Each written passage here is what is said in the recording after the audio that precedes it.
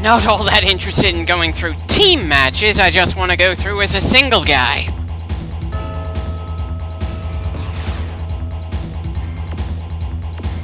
Why the hell is the NWO being treated like an entirely different company? If anything, they outright consumed the WCW, since the storyline just kept on going for years, and more people joined the NWO. Hell, they had to split the damn NWO. Wait, so in the limited heavyweight roster of this game, they have the Sting knockoff as well as Sting himself? And why is it? I initially thought Scott Norton looked like the Big Show slash Giant. And for that matter, why does Nash have the red and black NWO thing? I could have sworn that the Wolfpack didn't split off from the black and white NWO for another year or two. And I'm also shocked that Samoa Joe showed up in a video game made in the 90s. I thought he got his start not long after the Monday Night Wars ended. Shows what I know.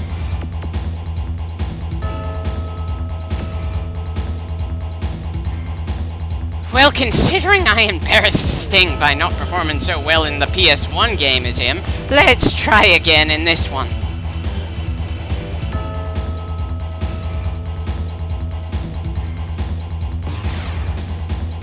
Wonder why the ring out is a count of 20 when the live matches went to 10, assuming the match didn't have some gimmick that meant there was no counting when you're out of the ring at all.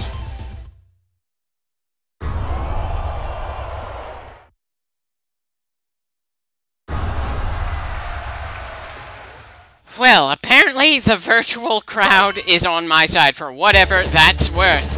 This game may not have an outright storyline, but the road to the WCW Heavyweight Championship should be a fun distraction.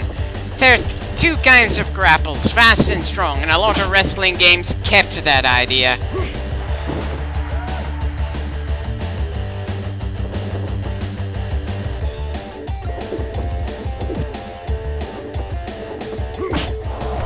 Okay, thanks for proving that trying to dodge away only works on grapples, not strikes. And that regardless of me being more capable of putting on enough offense around here, I need to start thinking how we're going to wear our opponent down instead of just flailing like a moron. I'm just way too used to games where I fight as part of an army or as some lone badass warrior. I don't really have a whole lot of games where I'm just a fighter in a league trying to make it to the top.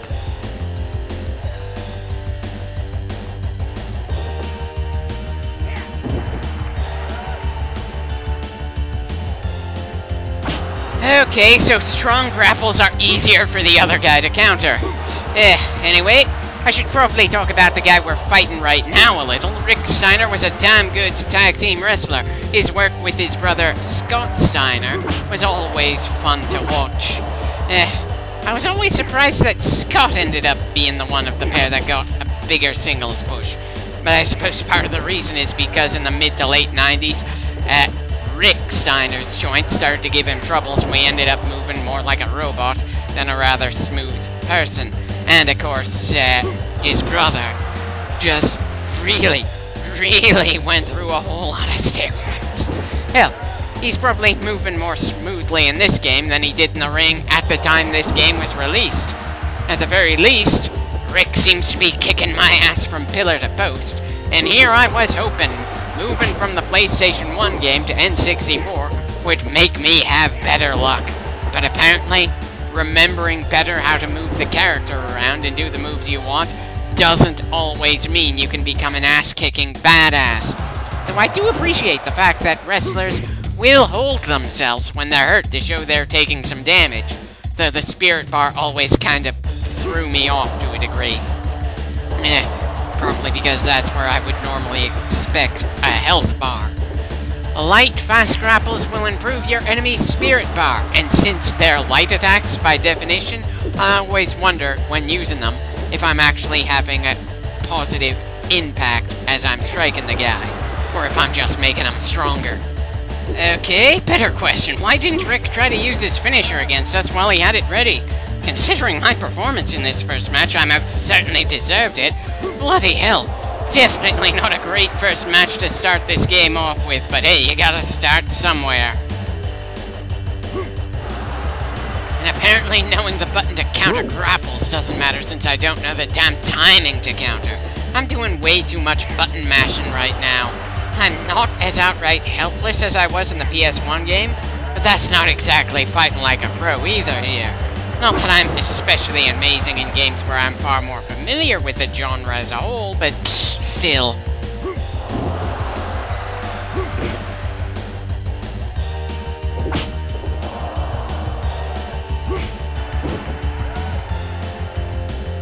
Rope. So our opponent both doesn't have the sense to use his finisher on us when he's able to, and doesn't have the sense to drag us a little away from the ropes when he tries to pin us. Clearly a worthy opponent, considering my own lack of skill at this point.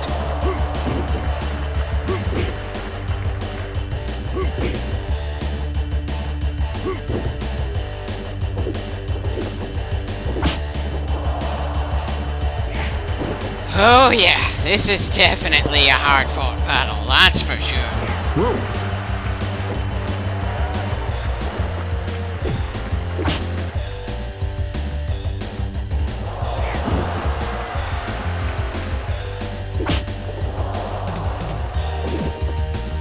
Okay, ready to do a special attack to this guy. Excuse me, just need to look up the name of Sting's finishers. That sounds a bit embarrassing. Seriously, I chose to play as Sting in 2 different games in a row, and I had to look up that his variant of the DDT is called the Scorpion Death Drop.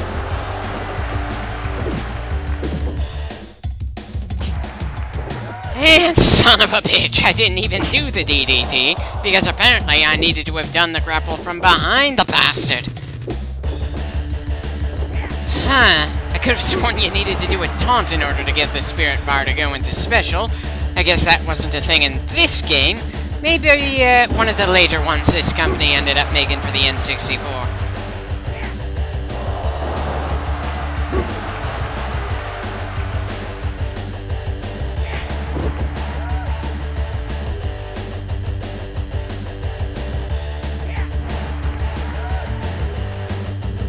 No way you're getting a rope break when the guy putting you in the submission hold is the one against the ropes.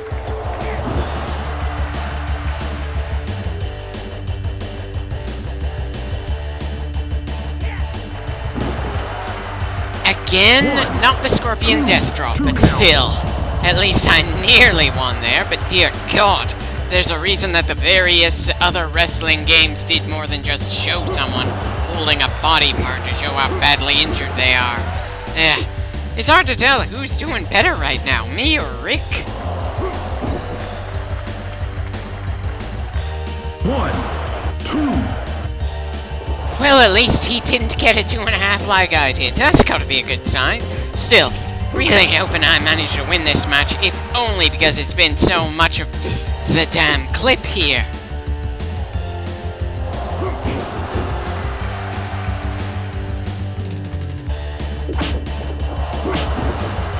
Good God, this has been extremely back and forth.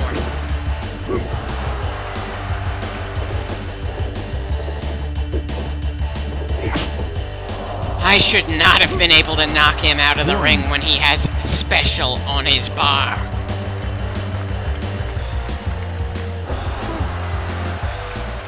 Two, 3, 4, 5. Oh, please tell me I'm not gonna win with a countout. Sure, it's a legitimate win condition, but still doesn't exactly feel like a clean one. And I'd rather not get into the habit of using something like that to win matches. 12.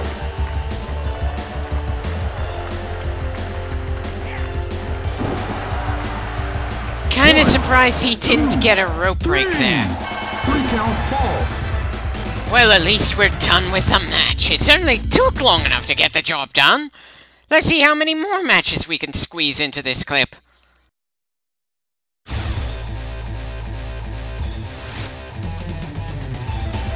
Okay, so our next opponent is Ric Flair. The 3D sprite certainly isn't doing him any favors.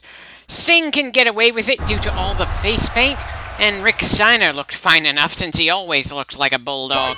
But Flair, well, in real life he looks like he didn't age for quite a long time, I swear. If you saw footage of the guy, the only hint how old he was would probably be looking at the fashion of the audience behind him. Granted, eventually age caught up with him, but he barely looked like he aged between his first appearance in a WWF ring and when Shawn Michaels retired him. Hell, Sting versus Ric Flair was a rather classic feud in WCW, and they even used it during the absolute final episode of Monday Nitro. So classic, in fact, that in the same year that Hogan went up against the Ultimate Warrior, and the Warrior became World Champion, Sting went up against Flair and ended up the champion in WCW. By pretty much any measurement I can think of, the match between Sting and Flair in 1990 was the better of the two major championship matches. There was more technical skill on display. There had been significantly more build-up, since Flair had the Four Horsemen constantly helping him in various matches up until this point. It was a classic good guy against bad guy / heel versus face affair, while Hogan and Warrior was a very odd face versus face thing. The only major thing I can think of that made the Flair-Sting match have more oomph to it was easy to tell which of the two was going to win, especially when there were so many things put into place to prevent the cheating champion from getting an underhanded victory. The action in the ring was a good back and forth, but even before the internet and the business was blown open by things like the Montreal Screwjob, if you'd seen enough wrestling, you knew what the writing on the wall was. It helped that one of my brothers was a wrestling fan and had taped quite a few events so I could watch things that happened from before my time. Come to think of it, I started watching wrestling sometime around 92, maybe 3? They caught me pretty young, and I stopped actively watching the various shows sometime around 2009. I've watched some isolated matches online since then, whenever the mood strikes me, but I haven't sat down for a full event for a hell of a long time. Dear God, it's just a one-sided beatdown in my favor now. Quite a change from the previous match, that's for sure.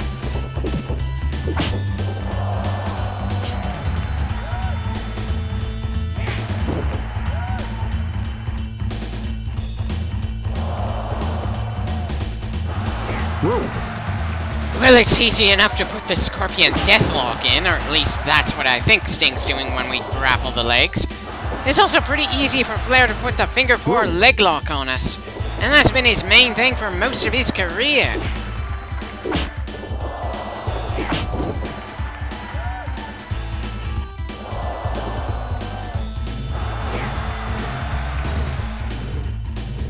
Why isn't that getting a rope break?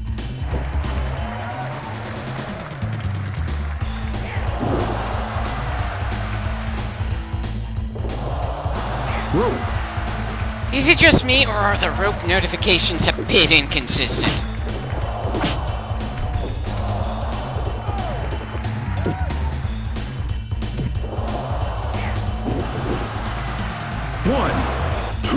Two count. Wasn't expecting to pin him with that last move, but again, we were pretty close to finishing the match.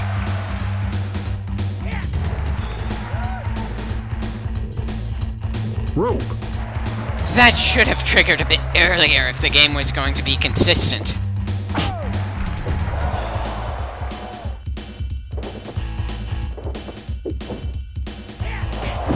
Yeah, this has definitely been a far more one-sided match in our favor to make up for that first back-and-forth brawl, though there's still a chance things could swing out of our favor. Wrestling games like this just have a lot more room to come back from behind than more traditional fighters like Street Fighter or Mortal Kombat.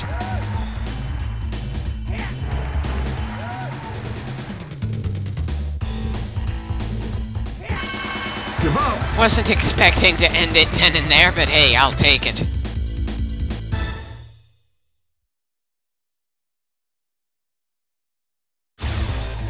Right, time to deal with the other brother. The one that became such an advertisement for steroids that he was painful to just look at.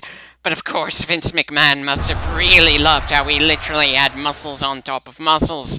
Again, He looks pretty unrecognizable in this game, and unlike with Flair, I'm not sure if that's because he was drastically different looking when he was younger, or if the game's graphics just can't pull off the distinctive looks of these characters, period.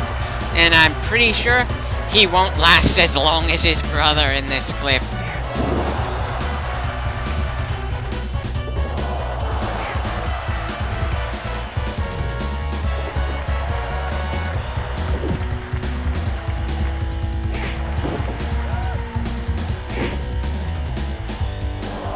Since I generally go for pretty relentless offenses in many games I go through, it's not too much of a surprise that I'm using submission moves so much. At the very least, stomping on the ground doesn't look especially impactful.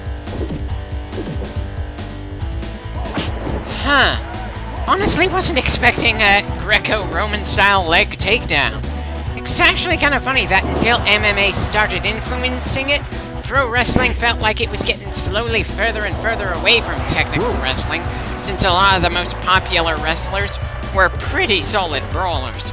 It probably didn't help that when I was a kid, I tended to feel drawn to guys like Yokozuna, Goldberg, Kane, guys who were billed as powerhouses of nature that even the most skillful other members of the roster would look at with nervousness, since taking them on was going to be a brutal war.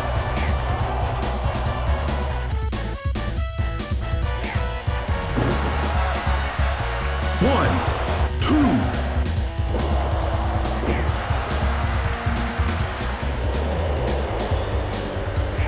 Are you kidding me?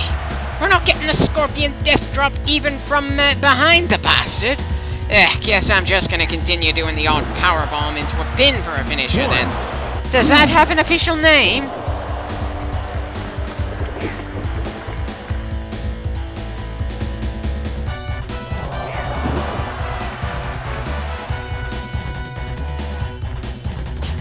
Huh. Thought he was too wounded to get our arms off him as we were picking him up.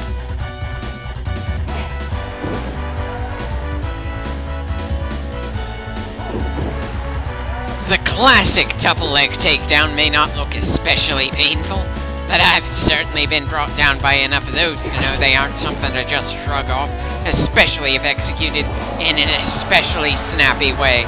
I could never really pull it off, especially fast though. So back when I was doing wrestling, I generally hoped to be better at groundwork than the other guy.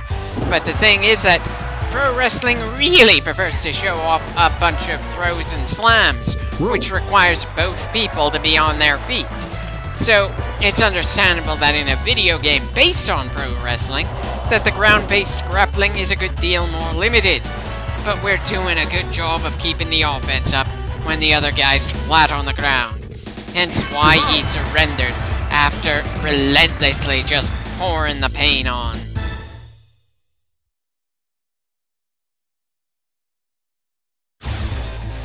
Huh. I can't help wondering why he's called Steven Regal in WCW, but William Regal in the WWF. He's effectively played the same character as far as I know. He's one of those guys that damn well knows his craft, but he lacks both the look to get more of a push from the higher-ups in the company, and the charisma to get the crowd behind him.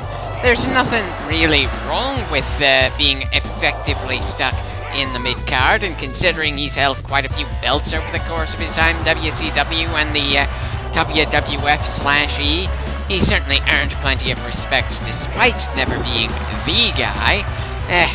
Hell, two of my favorite matches involving him were against Ultimo Dragon and Goldberg. Against Goldberg, he was another notch in Goldberg's belt, sure, but he forced the guy to use a more varied offense than usual, and made Goldberg work for it. Nothing absolutely amazing, but it was an interesting change of pace, and I find it funny that Goldberg and Bischoff for some reason thought he was taking liberties with Goldberg in there.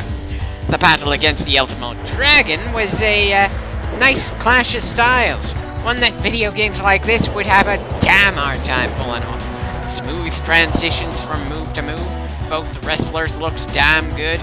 I really wish that was the sort of standard combination of in-ring psychology and storytelling within a match. Wait, I think I just noticed that Sting's reverse DDT is not actually his finisher in this game and can be done at any time from behind. Bit of an odd decision from the game designers here, in my opinion. Anyway, to finish my previous thought, I really felt like the Ultimate Dragon versus Steven Regal match was a pretty fun one, even if I wouldn't give it a 5-star rating. I'd give it 3.5, maybe 4, based on whatever else I was seeing at the time.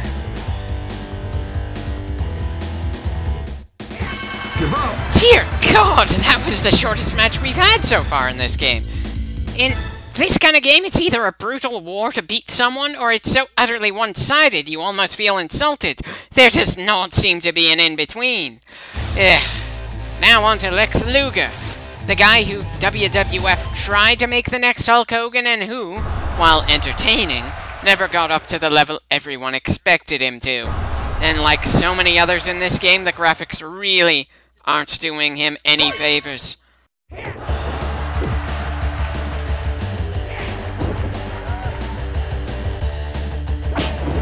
Okay, got a bit too eager to get the same kind of relentless offense in as the last match. I need to tone it down and not be so damn cocky.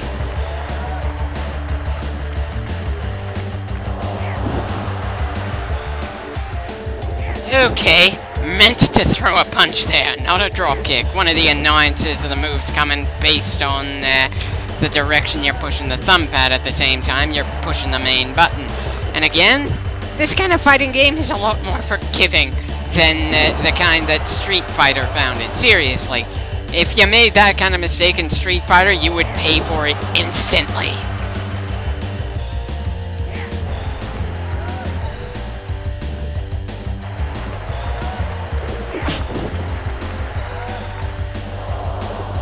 Really feels strange that two of Sting's signature moves are so casual to pull off in this game.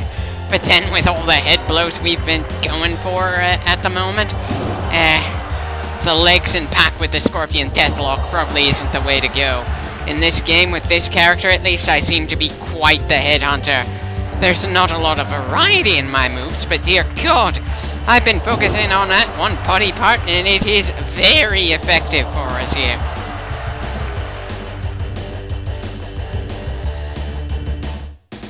Yikes, another short match. Once I warmed up to how Sting moves in this game, I just started cutting through these poor bastards like paper.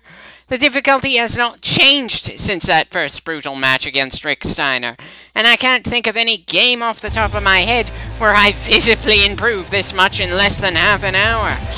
Anyway, this is going to be the last fight for this game. And DDP is a solid choice of default champion in this game. Both Sting and DDP were pretty big stars in WCW, which was especially impressive considering all too many of the WCW stars were at one point WWF cast-offs.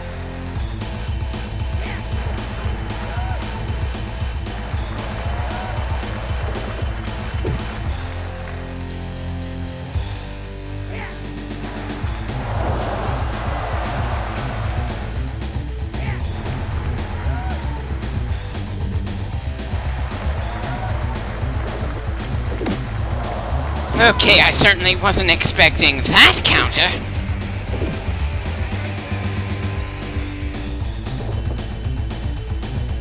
Okay, definitely being less cooperative than the last two guys we fought against. Guess I'm gonna need a bit more varied offense instead of trying to focus on a specific point.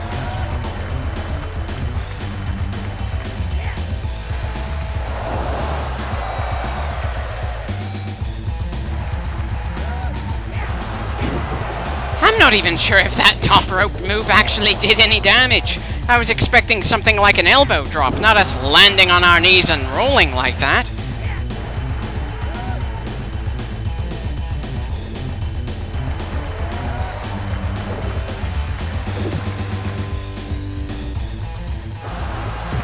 Apparently, he's still got a good amount of fight left in him if he can counter us there. But we're in much better shape. And I have the feeling, though I've never actually seen it confirmed, that the better shape you're in, the easier it is to counter moves in these kinds of games. It's certainly more possible to come back from behind in a wrestling game than other fighters, but it's still an uphill battle, and I'm pretty sure we've secured that hilltop. Rope.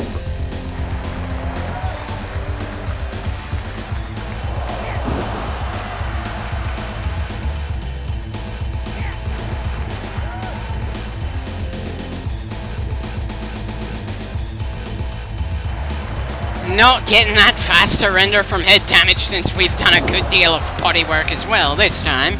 Just because it's not as an immediate a win doesn't mean that it's not going to be effective.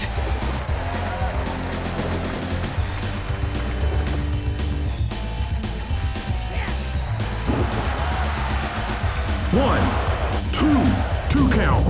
Close, but not quite there yet. Just need to soften him up a bit more for the pinfall to work. Assuming he doesn't surrender first.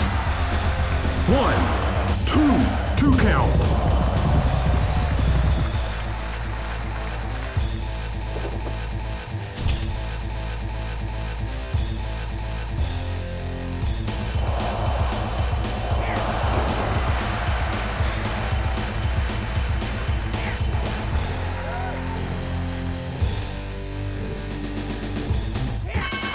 Really doesn't feel like the spirit bar is a good way to tell when someone's ready to surrender. Anyway, that does it for WCW versus NWO World Tour. I'll finish the WCW game series I was planning on next time with WCW versus NWO Revenge. Then we'll see if I go directly to some WWF games or do some other things between wrestling games. At the very least, I'm having fun, and that's part of the whole point here.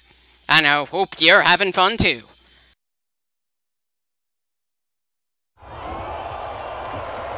I'm sorry, but it doesn't matter that we've unlocked the guy since we're done here.